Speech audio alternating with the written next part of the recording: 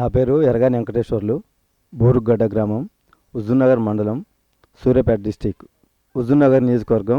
నేను బూరుగడ్డ గ్రామవాసుని. నేను గతంలో టీడీపీలో 95-96లో నేను టీడీపీలో పనిచేసినాను.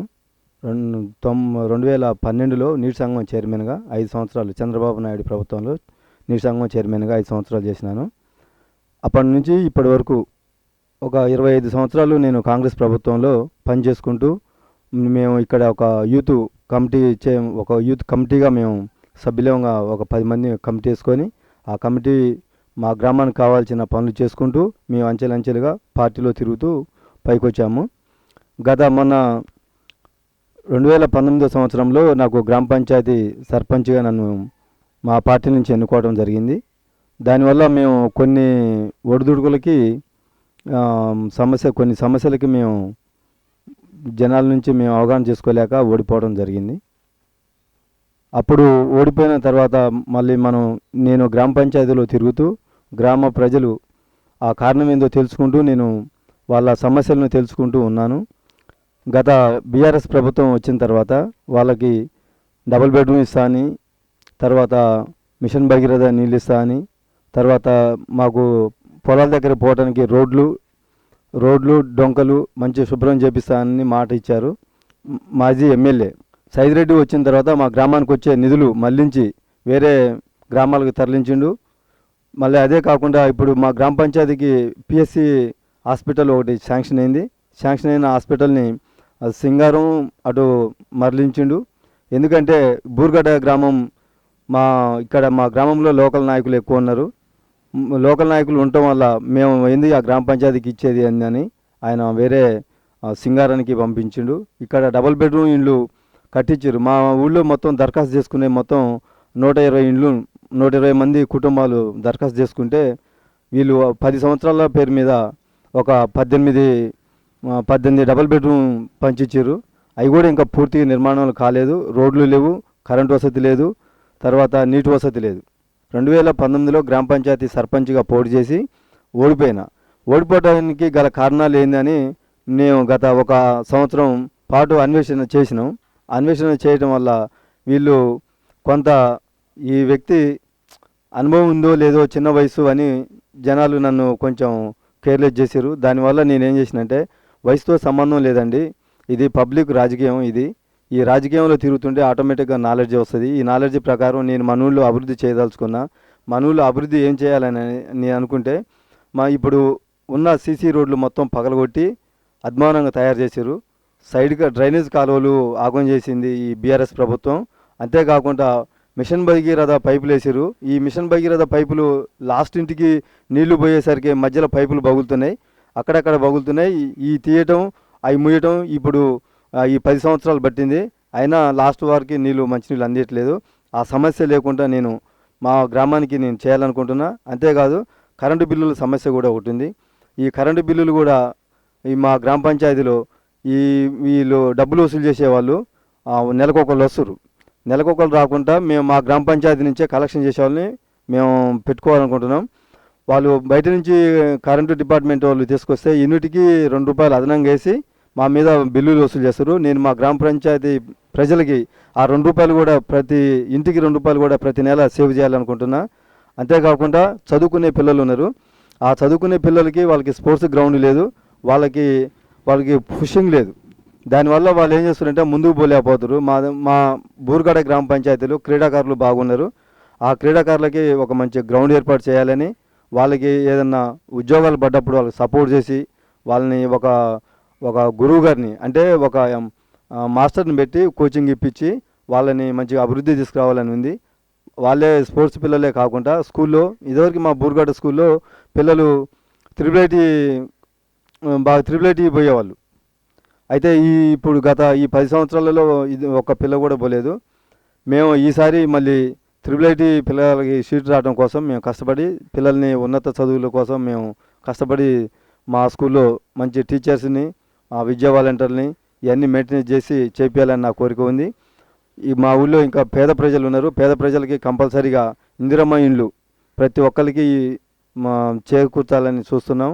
అంతేకాకుండా రోడ్లు మా పొలాల కాడికి పోవడానికి రోడ్లు కంప చెట్లు బాగా అడ్డం ఉన్నాయి. ఈ రోజులు ప్రతి ఒక్క రైతుకి మోటార్ సైకిళ్ళు ఉన్నాయి.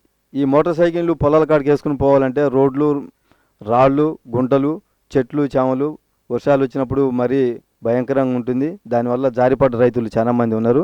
మేము ఆ సమస్య లేకుండా ప్రజలకి నేను చేయాలనుకుంటున్నా. ప్లస్ అంతేకాకుండా మా ఇక్కడ అంగన్వాడీ స్కూలు ఉంది. అంగన్వాడీ మా రెండు సెంటర్లు ఉన్నాయి. 2 సెంటర్లకి స్కూలు లేవు. వాళ్ళకి మంచి బిల్డింగులు కట్టించి పిల్లలకి మంచి వసతి చేయాలనుకుంటున్నాం. అంతేకాకుండా ఇప్పుడు మా ఊరు నుంచి పిల్లలు ఇప్పుడు వేరే ఊర్లకి పనికి పోతారు. అయితే వాళ్ళని పనికి పోయి మా దగ్గరనే వాళ్ళకి ఉపాధి కల్పించాలని, వాళ్ళు వేరే ఊళ్ళు వాళ్ళ కుటుంబాలని వదిలిపెట్టి పోకుండా ఉండడం కోసం ఇక్కడ వాళ్ళకి సొంత ఉపాధి కల్పించాలని అది ఒకటి ఆలోచిస్తున్నాం. మళ్ళీ అంతేకాకుండా మేము మా గ్రామ పంచాయతీని మన తెలంగాణ రాష్ట్రంలో నెంబర్ 1 గ్రామ పంచాయతీగా చేయాలని నా పట్టుదల. మా గ్రామ పంచాయతీకి మా ముఖ్యమంత్రి గారిని రేవంత్ రెడ్డి గారిని తీసుకురావాలని, గ్రామ పంచాయతీని అట్లా డెవలప్మెంట్ చేసి బూరుగడ గ్రామ పంచాయతీని బాగా డెవలప్మెంట్ చేసి ఒక్కసారి ఉన్నత గ్రామ పంచాయతీగా మేము రేవంత్ రెడ్డి చేతుల మీదుగా మేము ఒక పురస్కారం తీసుకోవాలని మా పట్టుదల. మేము గ్రామ పంచాయతీకి మాకు అనుకూలంగా మా లీడర్లు ఉన్నారు, మండలంలో ఉన్నారు, డిస్టిక్లో ఉన్నారు, నియోజకవర్గంలో ఉన్నారు. మా నాయకుల ద్వారా మేము మంచి మంచి సలహాలు తీసుకొని ముందుకు పోతూ ప్రజలందరినీ కలుపుకుంటూ పోతూ మా పిల్లల్ని మేము మంచిగా చదివించుకుంటూ ఉన్నత స్థాయికి తీసుకుపోవాలని మా కోరిక. అంతేకాకుండా ఇప్పుడు మాకు 2 సమస్యలు ఉన్నాయి. ఆ 2 సమస్యలు ఏంటంటే మా గ్రామ పంచాయతీకి 2 సమస్యలు ఉన్నాయి. ఆ 2 సమస్యలు ఏంటంటే ఇప్పుడు మాకు ఈడ ఏదైనా మీటింగ్ పెట్టుకోవాలన్నా కానీ ఒక టౌన్ హాల్ లాంటివి లేవు. ఒక హాల్ లాంటిది పెద్ద ఏర్పాటు చేసుకొని ఆ హాలు ఏ పార్టీ వాళ్ళైనా ఎవరైనా సరే మనం అందరినీ దగ్గర తీసుకొని అందులో కూర్చోబెట్టుకొని మంచిగా డిస్టర్బెన్స్ లేకుండా చేయాలని ఒక కమ్యూనిటీ హాలు మా ఊళ్ళో ఏర్పాటు చేయాలనుకుంటున్నాం. అంతేకాకుండా పార్టీ ఆఫీస్ ఒకటి మేము ఇప్పుడు 30 సంవత్సరాల సంది కూడా పార్టీ ఆఫీస్ లేదు. మా ఊరు ప్రజలు చాలామంది కోరుకుంటారు ఒక పార్టీ ఆఫీసును కూడా నిర్మించాలని మేము అనుకుంటున్నాం. ఈ పనులు చేసుకుంటూ మేము ముందుకెళ్దామని ఆలోచిస్తున్నాం.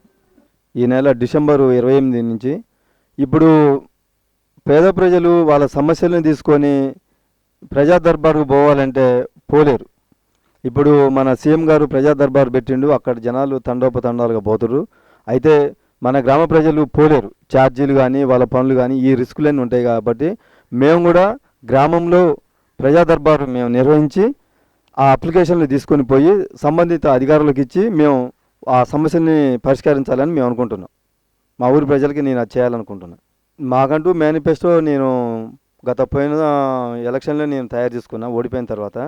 ఇప్పుడు ఈ గ్రామాలలో వేస్టేజ్ మొత్తం తీసిపోయి గుట్టలు పోస్తురు. దాన్ని మేము వర్మీ కాంపోస్ట్ తయారు చేసి రైతులకి మా ఊరు రైతులకి అందియాలని నా పట్టుదల. అదొకటింది. రెండోది ఈ కరెంటు బిల్లులు ఈ పిల్లగాళ్ళని పెట్టి యూనిట్కి ₹2 చొప్పున వసూలు చేస్తారు. మా గ్రామ ప్రజలకి అదొక సేవ్ చేయాలని నాకు ఉంది. మళ్ళీ అంతేకాకుండా ఈ పిల్లలు పిల్లలైతే ముసలోళ్ళు అయితే ఎవరైతే రోడ్లమ్మటి అక్కడక్కడ మందు తాగటం, సీసాలు ఆడ బారేయటం, ఆ సీసాలు పగిలి రైతులకి కాళ్ళ గుచ్చుకోవటం, పశువులకు గుచ్చుకోవటం ఇట్లా జరుగుతుంది. అలాంటి సమస్య కూడా లేకుండా చేయాలి. దీన్ని మేము గ్రామం ఎన్నికలు అయిపోయిన తర్వాత కూర్చోబెట్టి ప్రజలకి అవగాహన తీసుకువచ్చి మేము ఇట్లా చేయాలని నాకు ఈ 3 అంశాలు నేను అనుకుంటున్నా. రానున్న గ్రామ పంచాయతీ ఎన్నికల్లో నేను మళ్ళీ సర్పంచ్గా పోటీ చేయదలుచుకున్నా. చేసి మా గ్రామాన్ని మంచి అభివృద్ధి చేసి మా గ్రామానికి మేము సీఎం గారిని తీసుకొచ్చే రేంజ్లో మా గ్రామాన్ని మేము అభివృద్ధి చేస్తా అని నాకు ధైర్యం ఉంది. చేయగలుగుతాను. నేను 100% నేను నెరవేరుస్తా. నేను నా ఇంట్లో సొమ్ము ఏం పెట్టట్లేదు. గవర్నమెంట్ ఫండ్స్ మనం తీసుకొచ్చి పెడుతున్నాం. అంతేకాకుండా ఇక్కడ పేద ప్రజలకి ఒక మెడికల్ హాలు, ఒక మెడికల్ షాపు ఇప్పుడు పిఎస్సి సెంటర్ వేరే ఊరు పోయింది. దాన్ని మేము కొట్లాడైనా ఒక గవర్నమెంట్ హాస్పిటల్ని మా ఊర్లోని మేము తీసుకొచ్చి పెట్టాలి. ఈ ప్రజలకు ఉన్న సమస్యలు, వాళ్ళ ఆరోగ్యం, ఇప్పుడు కరోనా వస్తుందని బాధపడుతున్నారు. ఆ కరోనా బాధ లేకుండా మా ఊరి ప్రజలకి మంచి తిండి, మంచి మనం ఒక 70-80 సంవత్సరాలు బతకాలంటే వాళ్ళు ఏం చేయాలి, వాళ్ళకి ఆ అవగాహన కల్పిస్తా. వాళ్ళకి ప్రతి ఒక్కరికి హాస్పిటల్ సెంటర్కి పోయి మెడిసిన్ తీసుకోవడం, బీపీ షుగర్ ఉన్న వాళ్ళని మా గ్రామ పంచాయతీలో చూడబోతే ఒక్కొక్క ఏరియాలో చాలా ముసలోళ్ళు ఉంటారు. మా ఏరియాలో తక్కువ ఉన్నారు ముసలోళ్ళు. మాకు పెద్దవాళ్ళని కాపాడుకోవడానికి కూడా కాపాడుకోవాలనే మాకు ఉత్సాహం ఉంది. మేము కంపల్సరీగా వాళ్ళని కాపాడుకుంటాం. మేము గెలిచిన తర్వాత ఈ హామీలన్నీ కేంద్ర ప్రభుత్వం హామీలు, కేంద్ర ప్రభుత్వం బడ్జెట్లు నుంచి కానీ, రాష్ట్ర ప్రభుత్వ బడ్జెట్లు కానీ 100% ఉపయోగించుకొని ప్రజలతోనే మేము మంచి మన్ననలు పొందాలని మా ఆశ. మేము గతంలో నేను ఈనాడు ఒక ఏజెంట్గా ఊళ్ళో తిరిగి ఈనాడు పేపర్ బాయ్గా తిరుగుతుంటే మా పెద్దలు మాకంటే ఇంకా సీనియర్లు తిరుగుతుంటే వాళ్ళని చూసి నేను కొంచెం ఇంప్రెస్ అయినా. మనం కూడా ఒక రేంజ్లో మనం ఉండాలంటే మనం పార్టీలో మనం పనిచేస్తేనే ఒక నాయకత్వం ఉంటుంది, ఒక 10 మందికి సహాయం చేయగలుగుతాం అనే ఆలోచన వచ్చింది నాకు. అప్పటి నుంచి నేను తిరుగుతున్నా 1999 నుంచి. మేము ఖచ్చితంగా మా రాష్ట్ర ప్రభుత్వం ఇచ్చిన హామీలని మేము తూచా తప్పకుండా పాటిస్తాం. మేము ఇక్కడ బెల్ట్ షాపులు కూడా దరిదాపులు అన్నీ క్లోజ్ అవుతాయి. ఎందుకంటే ఇక్కడ ఉన్న రైతులు కానీ మహిళలు కానీ మా ఊళ్ళో మద్యం తక్కువ అమ్మొద్దు, మనకి సిటీ దగ్గర ఉంది, మీరు ఏదైనా అవసరం ఉంటే సిటీ నుంచి తెచ్చుకోవాలి కానీ మీరు ఇళ్ళల్లో అమ్మొద్దని మహిళలకి ఐక్యత వచ్చింది. వాళ్ళని మేము వెంటేసుకొని ఈ బెల్ట్ షాపులను బంద్ చేపిస్తాం. మళ్ళీ అంతేకాకుండా మేము ఈ ప్రజలకి మాకు అందుబాటులో హుజునగర్ ఉంది. మేము ప్రతి ఒక్క విషయంలో ప్రజలకు అందుబాటులో ఉండి కొత్త కొత్త విషయాలు తెలుసుకొని వాళ్ళ కష్ట సుఖాలు పాల్పంచుకోవాలనుకుంటున్నాం. కంపల్సరీగా సీసీ కెమెరాలు మాకు ఫస్ట్ ప్రధాన విషయం అదే.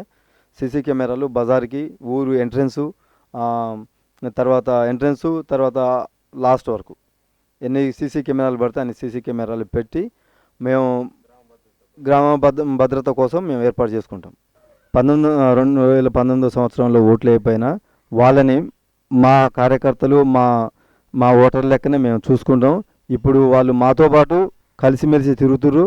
ఈసారి ఏదో గతంలో జరిగింది, ఇప్పుడు మాత్రం ఓటు నీకే వేస్తాం, ఇంకన్నా నువ్వు ఖచ్చితంగా నిలబడు, మా సపోర్ట్ మీకే ఉంటుందని వాళ్ళే నన్ను ప్రోత్సహిస్తున్నారు. కనీసం బజార్కి వెళ్తే రోజుకి ఒక 10 మంది అన్న. మరి గ్రామ పంచాయతీ ఎలక్షన్లు వస్తున్నాయి కాబట్టి మరి ఈసారి నువ్వు సర్పంచ్ పోటీ చేయి, పోయినసారి ఓడిపోయినావు, ఏదో అనుకోకుండా జరిగింది, ప్రజలు సరే అది అనుకోకుండా ఒక గాలి తోలింది, ఆ గాలి ప్రకారం వెళ్ళిపోయారు, ఇప్పుడు మేము అట్లా పోము, నీకు ధైర్యం మేము ఇస్తున్నాం, మాట అంటే మాట అని మా ఫ్రెండ్స్ కానీ మా చుట్టాలు కానీ అన్నదమ్ములు కానీ వేరే కులాల వాళ్ళు కానీ మంచి సపోర్ట్ చేస్తారు. ఇప్పుడు మాయ మాటలు చెప్పి ప్రజల్లోకి పోయే మాటలు తేలిగ్గా వింటారు, కానీ మనం నిజాయితీగా మనం చెప్పిన మాటలు ప్రజలు ఎవరు వినరు. కాకపోతే ఇలాంటి మాటలు ప్రతి ఒక్కళ్ళు చెప్తారు, కానీ నేను నా మనస్ఫూర్తిగా నేను చెప్తున్నా, నేను ప్రజలకి 24 గంటలు నేను చేదోడు వాదోడు ఉంటా. వాళ్ళ సమస్యల్ని మీ సమస్యల్ని నా సమస్యలుగా అనుకొని నేను తీరుస్తా. ఇంకో విషయం చెప్పదలుచుకుంది ఏంటంటే, నా పూర్తి హామీ ఏంటంటే, మీరు రెవెన్యూ ఆఫీస్ చుట్టూ తిరగాల్సిన అవసరం లేదు. రెవెన్యూ ఆఫీసులో జరిగే మన ఊరికి మన ఎంఆర్ఓ గారిని తీసుకొచ్చి కూర్చోబెట్టి మన పనులు మనం అక్కడ చేపిస్తా. పోలీస్ స్టేషన్లో జరిగే పంచాయతీలు ఈ చికాకులు మా పోలీస్ స్టేషన్ వరకు పోనీయకుండా గ్రామ పంచాయతీలను కూర్చోబెట్టి నేను సమస్యలు క్లియర్ చేస్తా.